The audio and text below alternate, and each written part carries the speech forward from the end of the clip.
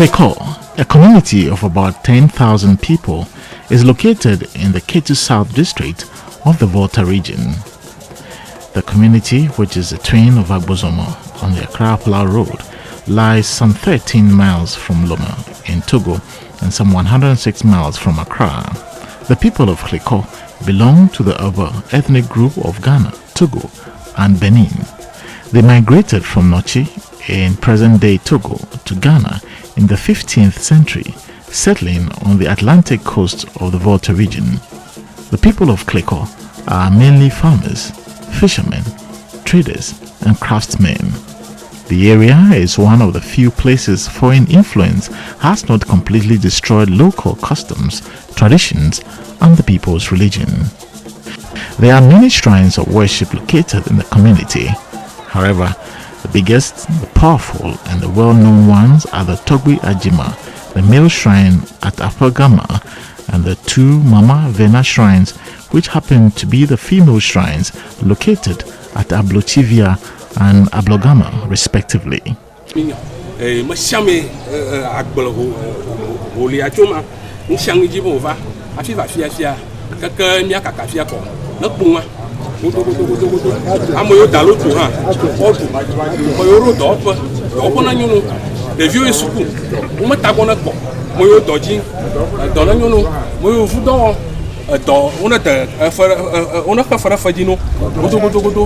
Minister, President na Dogocho, nyakle ko ho domi.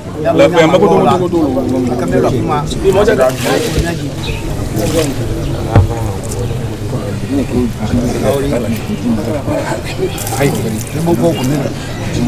So clearly, I mean, prayers have been offered to the gods and or the deities, and this is believed that everything the people have asked for, the elders have prayed on their behalf. So everything they ask for will come to pass. You can see behind me a lot of people coming because the trust and the belief is that when you bring something here to the deities, it is believed that it is done already.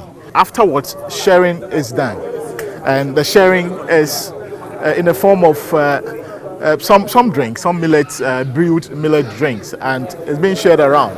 And why not? I mean, we are part of the occasion, so we are also here to take our blessings, and so I'm also sipping mine here. Thank you very much.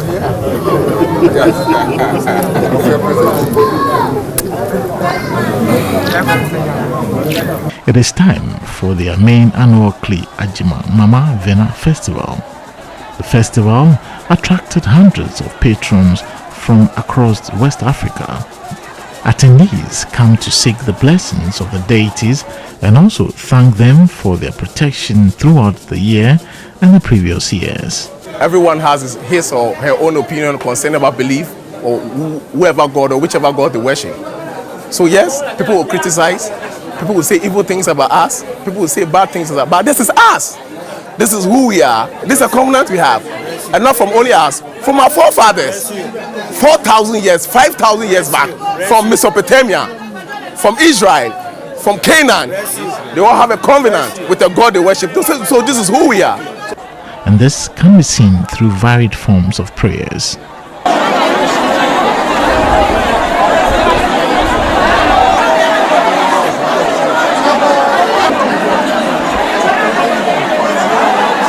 The plastering ceremony is not just for decoration or sanitation keeping. It's a whole prayer section for all these women, because each and every one of them, coming from wherever they are coming from, has an issue, and they came with that issue. And the issue is such that, you know, if you have a problem with childbirth and you believe that the divinity has been blessing people over the years with procreation, and you also coming with that problem, yours is to have the belief that he has done it for A and he can do it for B. So some of them are here, economic reasons, family issues, health issues, etc., etc. Each and everybody has his own reason. You could see that during the kneading of the clay and the plastering, they were doing it in a very prayerful manner. You could see people murmuring prayers and talking to themselves.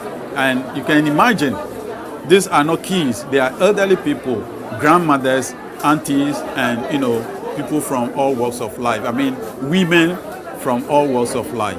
For these traditional worshippers, prayer is an invocation or act that seeks to activate a rapport with an object of worship through deliberate communication. In the narrow sense, the term refers to an act of supplication or intercession directed towards a deity or a deified ancestor.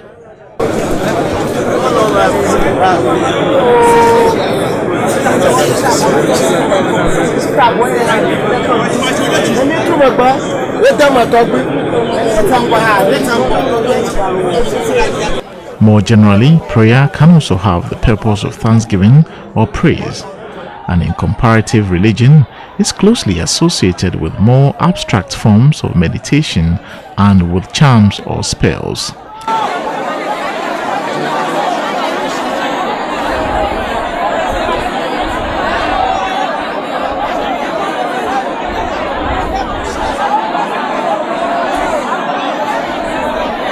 Here, at the annual festival of the people of Klikor in the southern part of the Volta region, the yearly gathering of faithful to request, thank and seek the face of their deities required the strictest adherence to traditional rules and regulations.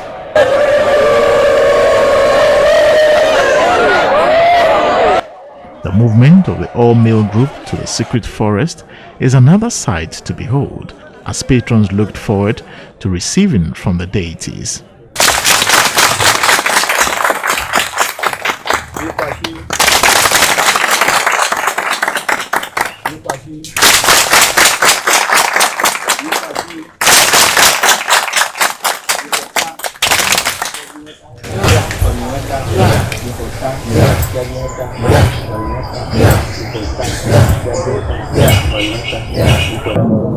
So we saw the gentleman walking all the way from the shrine to another main shrine, which is the mystery forest, and we just want to find out exactly why are they here? Why are people all over the world, or particularly in Africa, here? And what exactly are we here to do?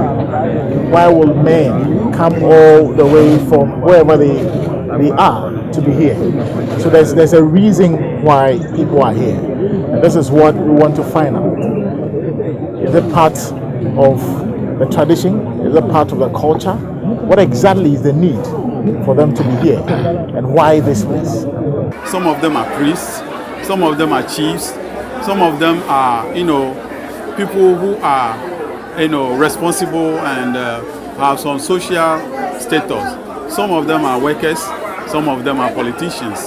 So we have all walks of people coming to celebrate and to pay homage to the divinity. So there's not any evil thing that we are worshiping or we are serving. It's actually a covenant that we have. When you look in the scriptures, from Aaron and Moses, they all have a covenant with a God that they worship. When you look at the Canaanite, when you look at the Amorite, when you look at the Edomite, when you look at the Israelite, they all have a God that they have a covenant with. So this is us and the covenant we have with Tobiajiman. So this is a day for us, between us and our God.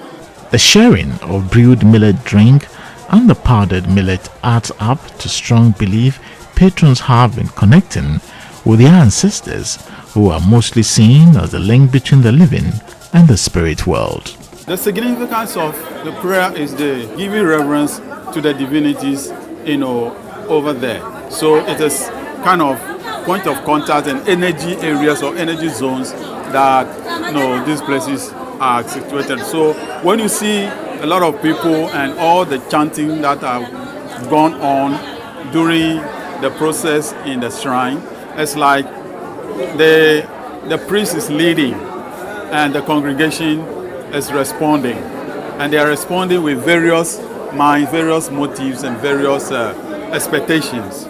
So it's like a prayer kind of situation, and it is very serious. That is why you don't see women among them. Women are outside the shrine chanting and giving them reverence, but the inside of the forest shrine are only men. So you could see that it's a very strong prayer situation where, it takes those who are gallant to be part of it.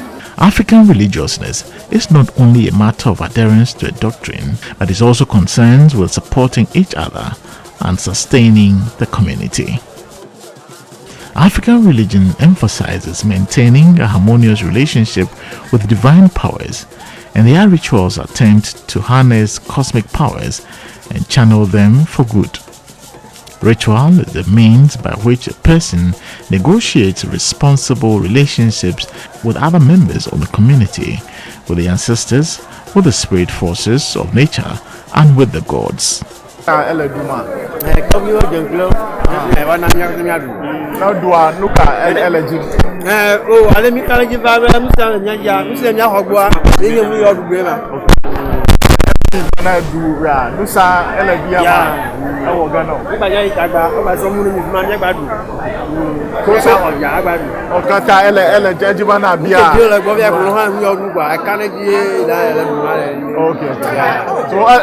believe about Aduah, look at okay.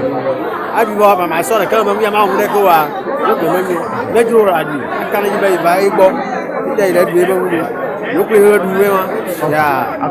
So basically that's how it is. Everything you believe in, everything you came here for, when you eat it, because the gods have prayed over it already, when you eat it, it helps you get exactly what you want. If you want good health, if you want prosperity, and it tastes some of the food which has already been blessed by the gods, they believe that it works. So this is what is happening here, and it brings them together.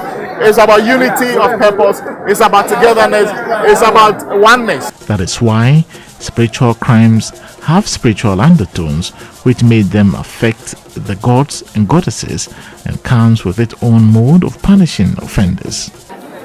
The divinities do not pass their judgment based on the way your nose, the way your face is, how beautiful you look, how responsible and how resourceful you are.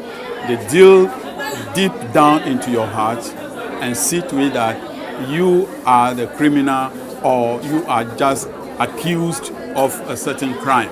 So they deal with the truth. They don't deal with evidence. They deal with the truth, not facts.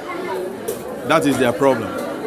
And that is why many people find it conducive to bring their issues here instead of taking it to the legal institutions for redress. The prevention and control of criminal members who violate societal norms is thus key to ensuring others do not engage in same. The sanctions and punishment of an offender's close relative is also part of the mode of punishment. People get accused of certain, crimes or sins, etc. But at the end of the day, the one who is the culprit is seen to be set free, whilst the one who has been accused wrongly is sometimes jailed because he's not able to provide evidence to defend himself. Probably he's not economically placed to employ a legal aid or a legal counsel. And sometimes if you don't have it, you have a good case, but you may not be able to win it. So some of these things, that's why people without money, without people to support them, no lawyer in their family to take his case for him, he has to come here to seek redress, because over here, if you are the criminal, you are the criminal. No excuse about that. The criticisms from some quarters of traditional religious practices followers here say must be disregarded, as they say the adoption of culture of instilling discipline would rather help solve larger societal challenges. If these divinities could have been, honored for the truth that they stand for, there will be peace in society. There wouldn't be any crime or, vices where right now you can sleep and close your two eyes peacefully in your own bedroom. For instance, an armed robber has attacked you and robbed you of your belongings. You report to the police. The police will ask you, can you identify somebody? What have you seen? How do they look like? I mean, a whole lot of questions. Meanwhile, when the person came on you asleep or anywhere, all of a sudden with a gun on you, you become confused because you you become helpless. There's nothing you can do. Whatever they want from you, you give it out. Sometimes it takes people to be able to identify this kind of robbers. Sometimes they disguise themselves. How would you know that it is Mr. A or Mr. B who has come to rob me? You won't be able to do that. So if you report to the police, at the end of the day, even if that robber is arrested, sometimes some people are lucky to get their robbers arrested. Sometimes they don't get it. So whatever it is, that's the end of the story. But with the shrines, that is not the end of the story. If you report such a crime to the shrine, the divinity will find the culprit and punish the culprit. And that punishment sometimes depends on the gravity of the offense. So their modus operandi is determined by themselves. It's not determined by any written law. They have their own law. They have their own way of punishing, people who cause, crime or commit crime in society. To be honest with you, if these crimes could be, absorbed by the government, by, our social, institutions, our security institutions, what do you think? There will be a lot of, sanity in society.